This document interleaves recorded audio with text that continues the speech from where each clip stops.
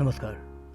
ETV positive Bharat के podcast में आपका स्वागत है। आप सौरभ दुबे को सुन रहे हैं। इस पॉडकास्ट में हम आपको ऐसी कहानियों से रूबरू कराते हैं जो जिंदगी को लेकर आपका नजरिया बदल देगी। तो चलिए आज के पॉडकास्ट की शुरुआत करते हैं। पैरालंपिक एथलीटों के लिए एक बड़ा अंतर्राष्ट्रीय मल्टी स्पोर्ट इवेंट है जिसमें हर देश का दिव्यांग खिलाड़ी खुद को पूरी तरह झोंक देता है ताकि पदक तालिका में उसके देश का नाम दर्ज हो सके। भारत के भी कई खिलाड़ियों ने इस बार के टोक्यो पैरालंपिक में कई कीर्तिमान हासिल किए, जिससे हमारे देश और देश के लोगों को गर्व की अनुभूति हुई। लेकिन इस जीत के जश्न की असल शुरुआत खिलाड़ियों की मेहनत से होती है। तो आइए आज के इस पॉडकास्ट में एक ऐसे खिलाड़ी की कहानी सुने जिसने अपनी सालों की मेहनत और लगन का प्रमाण देते हुए टोक्यो पैरालंपिक में शानदार प्रदर्शन के साथ कांस्य पदक हासिल किया। आज के पॉडकास्ट में कहानी सुनेंगे पैरा बैडमिंटन प्लेयर मनोज सरकार की। मनोज का जन्म 12 जनवरी 1990 को उत्तराखंड के रुद्रपुर में हुआ। उनकी हाई स्कूल, इंटर और ग्रेजुएशन की पढ़ाई रुद्रपुर से ही पूरी हुई। बचपन से ही मनोज को खेल कूद का बड़ा शौक था। ऐसे में वे अपनी पढ़ाई के साथ साथ अलग अलग खेल प्रतियोगिताओं में भी हिस्सा लेते और समय मिलने पर अपने इलाके में बच्चों के साथ भी खूब खेला करते। मनोज को यूं तो कई गेम बेहतरीन ढंग से खेलने आते थे, लेकिन धीरे धीरे बैडमिंटन की ओर उनका रुझान बढ़ने लगा। तभी साल 2010 में मनोज की मुलाकात वीके जैन से हुई, जिन्होंने मनोज की खेल प्रतिभा को समझा और उन्हें कोच गौरव खन्ना से मिलाया। यही वो वक्त था जब पैरा बैडमिंटन के इतिहास में नई कहानी लिखी जा रही थी। लेकिन इस सफलता की राह इतनी आसान नहीं थी।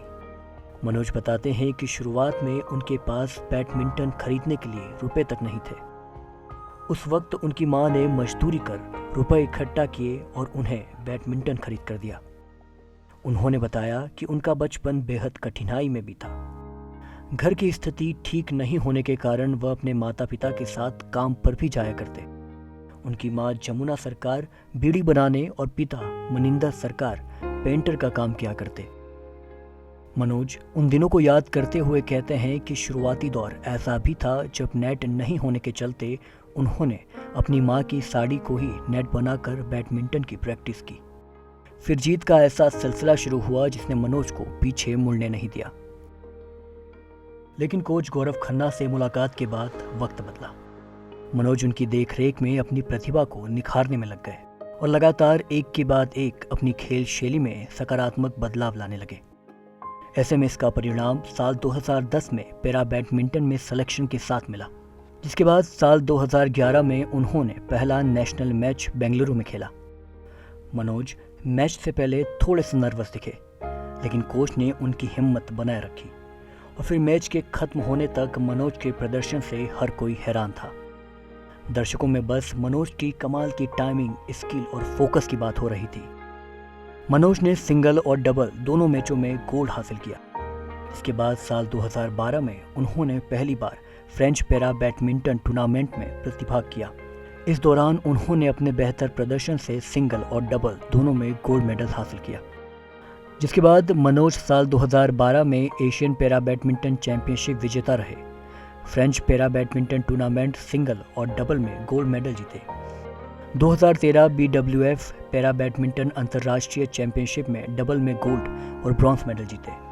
2014 इंडोनेशिया पैरा बैडमिंटन टूर्नामेंट में सिंगल में सिल्वर और डबल में ब्रॉन्ज मेडल जीते। 2015 BWF बैडमिंटन अंतर्राष्ट्रीय चैंपियनशिप सिंगल में ब्रॉन्ज मेडल और डबल में गोल्ड मेडल अपने नाम किया। 2016 BWF Asian para badminton championship में सिंगल में गोल्ड और डबल में ब्रॉन्ज मेडल जीता। 2017 BWF पैरा बैडमिंटन अंतर्राष्ट्रीय चैंपियनशिप मेन सिंगल में सिल्वर मेडल और 2018 एशियन पैरा गेम्स के सिंगल में ब्रॉन्ज और डबल में भी ब्रॉन्ज मेडल जीता। जिसके बाद मनोज को 2018 में अर्जुन अवार्ड से भी सम्मानित किया गया।